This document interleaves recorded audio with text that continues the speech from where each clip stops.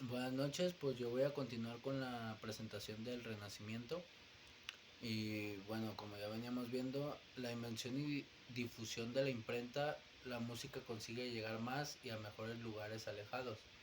El primer impresor de música fue el italiano Ottaviano Petrucci en 1501. La música impresa traspasa las fronteras y consigue popularizarse más. A nivel instrumental se comienza una etapa de experimentación técnica.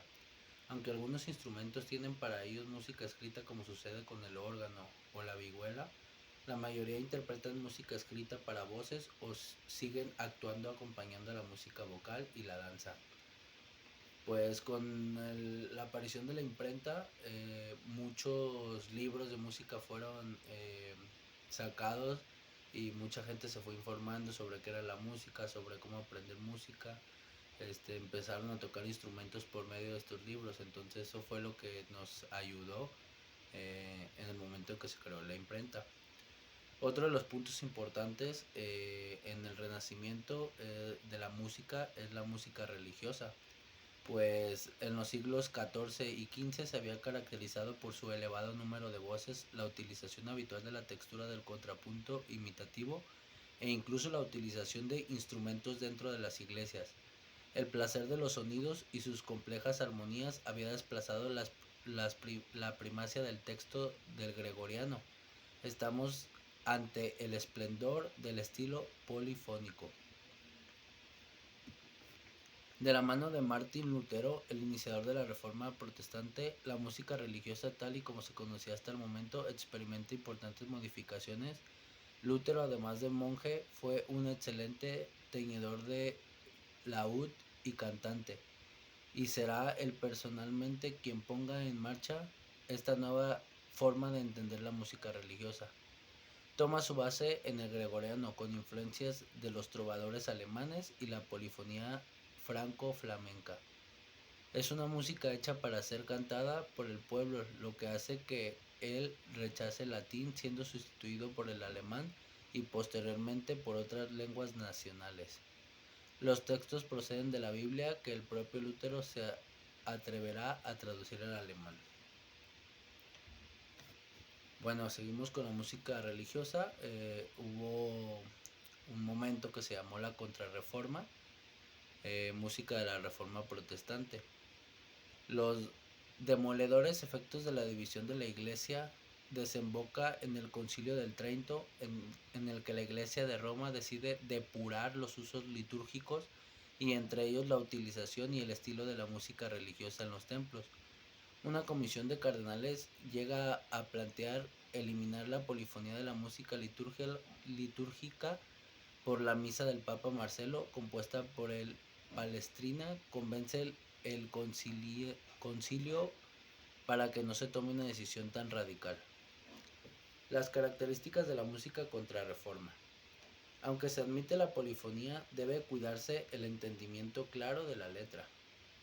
Quedan eliminados del uso dentro de las iglesias todos los instrumentos salvo el órgano, y el gregoriano se afianza como canto oficial de la iglesia.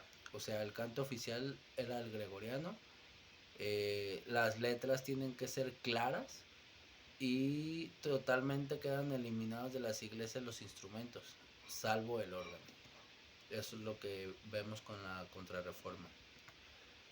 Bueno, en la música religiosa del Renacimiento, pues hubo grandes intérpretes, por ejemplo el finlandés Orlando Di Lasso.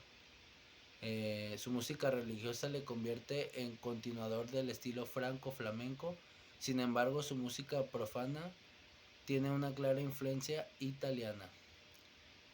Por medio de Italia está Palcrestina, principal compositor italiano de música vocal sin acompañamiento, y mezcla el estilo compositivo franco-flamenco con los gustos italianos. Tenemos a Cristóbal de Morales, tenemos a Francisco Guerrero y Tomás Luis de Victoria. Todos ellos vienen de España. Y la importancia del Imperio Español en el mundo, además de las fuertes convicciones religiosas católicas de sus autores, dio como resultado una época de misticismo religioso. protegido y potenciado desde los emperadores y sus capillas musicales, pasando por importantes catedrales y monasterios. La música vocal profana. Dentro del planteamiento humanista de la época, la música es un instrumento para transmitir los sentimientos. Estas obras musicales proceden en un elevado número de obras literarias que también recuperan la tradición más clásica. La poesía experimenta un gran auge y con ella la música sirve para potenciar la emoción de los escritos. La música vocal se expresa en distintas formas compositivas que se difunden por las cortes y las ciudades de Europa de la época. Entre ellas tenemos lo que es el madrigal, tenemos el villancico y tiene un origen, el madrigal tiene un origen italiano, aunque se difundirá por toda Europa. Surge en el siglo XIV dentro del estilo Ars Nova, polifónico o varias voces, aunque evolucionarán desde la polifonía hacia la monodia acompañada de finales del Renacimiento. Y el villancico, que es en España, aparece la forma del villancico, una forma compositiva de carácter más popular que el madrigal. Su estructura se basa en las copias y vueltas. Estos villancicos se recogen en cancioneros como el de Palacio, el de Uppsala o el de Colombiana. Los temas son variados, destacando el amor, desamor, el tema religioso popular y el burlesco.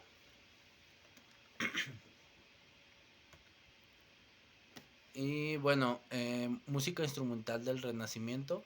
En esta época asistimos al inicio de la independencia de la música instrumental respecto a la vocal. No será hasta el barroco cuando esta independencia se haga totalmente efectiva. El desarrollo de la música comienza con los instrumentos de tecla, el órgano, el espineta y clavicordio, y algunos de cuerda como el laúd y la vihuela. Estos son los primeros instrumentos que van a merecer un repertorio específico no asociado a la voz. Sin embargo, lo habitual siguió siendo la interpretación de música vocal con acompañamiento instrumental o bien la sustitución de las voces por una familia de instrumentos. Y bueno, por nuestra parte eso sería todo. Muchas gracias, compañeros. Buenas noches.